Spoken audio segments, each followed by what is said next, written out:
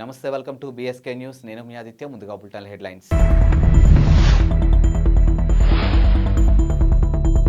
మహారాష్ట్రలో deputy CM సమక్షంలో police అధికారిని చెంపదెబ్బ కొట్టిన బీజేపీ ఎమ్మెల్యే.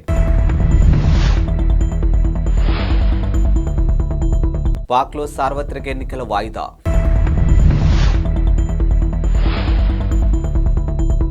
బంగ్లాదేశ్ విషాదం. ప్యాసింజర్ రైల్లో మంటలు చెలరేగి 5గురు సజీవ దహనం.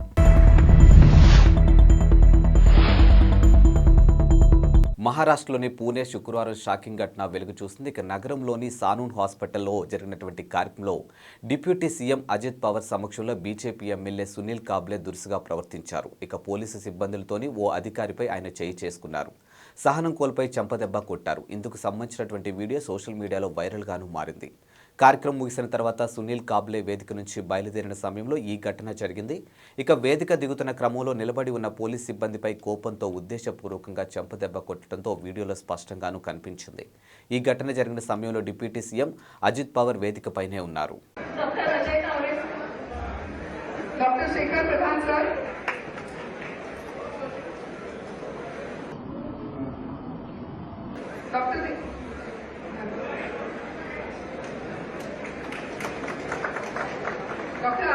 పాక్లో సార్వత్రిక ఎన్నికలు వాయిదా పడ్డాయి. ఇక ఫిబ్రవరి 8న జరగాల్సినటువంటి ఎన్నికలను భద్రతాపరమైన కారణాల వాతావరణ పరిస్థితుల రీత్యా వాయిదా వేసేందుకు పాక్ సెనెట్ నిర్ణయించింది. ఈ మేరకు సెనెట్లో ప్రవేశపెట్టినటువంటి తీర్మానానికి మెజారిటీ సభ్యులు ఆమోదం తెలిపారు. ఇక సెనేటర్ దిలావర్ ఖాన్ ఈ తీర్మానాన్ని ప్రవేశపెట్టగా సమాచార శాఖ మంత్రి ముర్తాజా సొలంగి పిఎంఎల్ సెనేటర్ ఆప్షన్ ఉల్లాంగ్ దీన్ని వ్యతిరేకించారు. ఇక ప్రజలకు రాజ్యాంగం ఓటు హక్కు కల్పించిందని, స్వేచ్ఛాయుత వాతావరణంలో ఎన్నికలు నిర్వహించాల్సి ఉందని తీర్మానంలో ప్రస్తావించారు.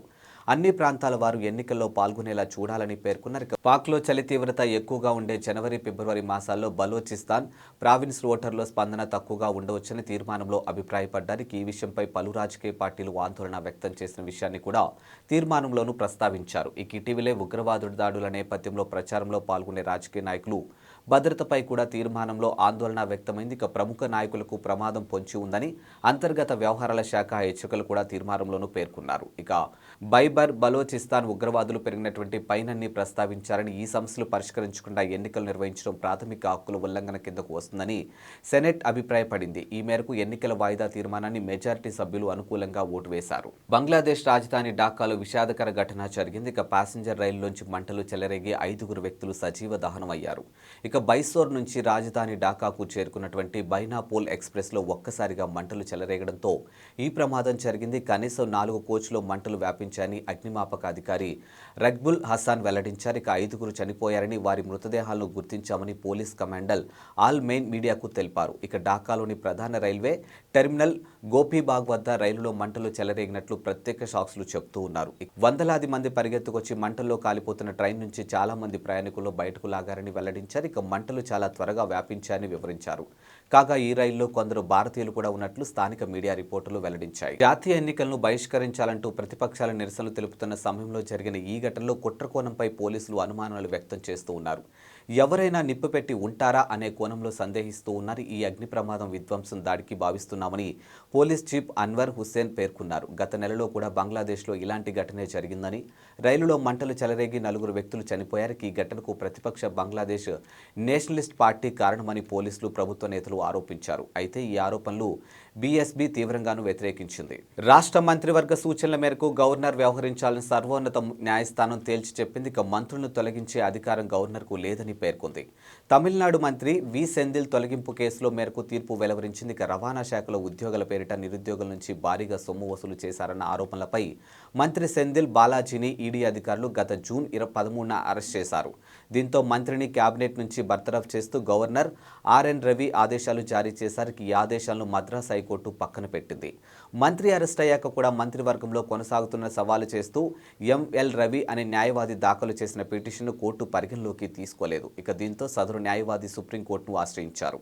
ఈ పిటిషన్పై విచారణ చేపట్టిన justice Abhay S Oka, justice Ujjal నేతృత్వంలో ధర్మస్థానం రవి వాదనలు తోసిపుచ్చింది. ఇక హైకోర్టు నిర్ణయంతో ఏకీభవిస్తున్నామని పేర్కొంది. ఇక ప్రాథమికంగా చూస్తే హైకోర్టు తీరు సరైందని, ఓ రాష్ట్ర మంత్రిని గవర్నర్ తనంతటి తానుగా బర్తరఫ్ చేయలేరు. ఇక రాష్ట్ర మంత్రివర్గం చేసే సిఫారసులకు అనుగుణంగా గవర్నర్ వ్యవహరించాలని కోర్టు స్పష్టం చేసింది. వచ్చే లోక్సభ ఎన్నికలకు అభ్యర్థులను ఎంపిక చేయడమే లక్ష్యంగా కాంగ్రెస్ పార్టీ కీలకంగా ముందడుగు వేసింది. అభ్యర్థులను షార్ట్ లిస్ట్ చేయడానికి క్లస్టర్లు వారీగా స్క్రీనింగ్ కమిటీలు ఏర్పాటు చేసింది. ఈ మేరకు హస్తం పార్టీ శుక్రవారం ప్రకటన చేసింది. ఏఐసిసి ప్రధాన కార్యదర్శులు లేదా ఇన్ఛార్జీలు, పిసిసి అధ్యక్షులు, సిఎల్పి నేతలు, రాష్ట్ర లేదా కేంద్రపాలిత ప్రాంత ఇన్ఛార్జీలుగా ఉన్నటువంటి ఏఐసిసి కార్యదర్శులు ఈ స్క్రీనింగ్ కమిటీలో ఎక్స్ అఫీషియల్ సభ్యులుగా ఉంటారని కాంగ్రెస్ ప్రధాన కార్యదర్శి కేసీ వేణుగోపాల్ ప్రకటించారు. ఇక క్లస్టర్స్ 1లో తెలంగాణ, కర్ణాటక, తమిళనాడు, కేరళ, లక్షద్వీప్, పుదుచ్చేరిలు ఉన్నాయని, ఈ క్లస్టర్ స్క్రీనింగ్ కమిటీకి హరీష్ చౌదరి చైర్మన్గా వ్యవహరిస్తున్నారని, విశ్వజిత్ కదం, జిగ్నేష్ మేవావి సభ్యులుగా ఉన్నారని, క్లస్టర్ 2లో ఆంధ్రప్రదేశ్, మహారాష్ట్ర, గోవా, ఒడిశా, అండమాన్ నికోబార్ దీవులు ఉన్నాయని, ఈ స్క్రీనింగ్ కమిటీకి మధుసూదన్ మిస్త్రీ, సూరజ్ హెగ్డే, షఫీ పరంజిల్ సభ్యులుగా ఉన్నారు. ఇక గుజరాత్, మధ్యప్రదేశ్, ఛత్తీస్గఢ్, రాజస్థాన్, ఢిల్లీ, డయ్యూ డామన్, దాద్రా నగర్ హవేలీ 3వ క్లస్టర్లో ఉన్నాయని, రజనీ పాటిల్ దీనికి చైర్మన్గా వ్యవహరిస్తున్నారని, కృష్ణా, అల్లాపూర్, వర్గత్ సింగ్ సభ్యులుగా ఉన్నారని పేర్కొన్నారు. అరేబియా సముద్రంలో సోమాలియా తీరానికి సమీపంలో ఉన్నటువంటి హైజాక్కు గురైనటువంటి వాణిజ్య నౌక ఎంవి లీలా నార్కోప్ను భారతీయ నావికా దళం కాపాడింది. ఇక నౌకలో ఉన్నటువంటి హైజాకర్ను తరిమివేసి 15 మంది భారతీయులతో సహా మొత్తం 21 మంది సిబ్బందిని సురక్షితంగా బయటకు తీసుకొచ్చింది.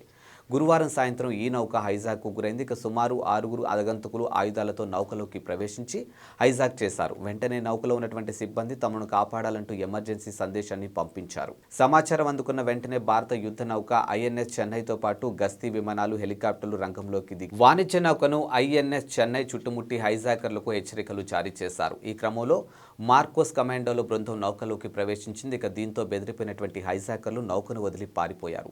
నౌకలో హైజాకర్లు ఎవరూ లేని నిర్ధారించుకున్న నేవీ కమాండోలు సిబ్బందిని సురక్షితంగా బయటకు తీసుకొచ్చారు. అనంతరం రెస్క్యూ ఆపరేషన్ ముగిసినట్టు నేవీ ఓ ప్రకటన ద్వారా విడుదల చేసింది.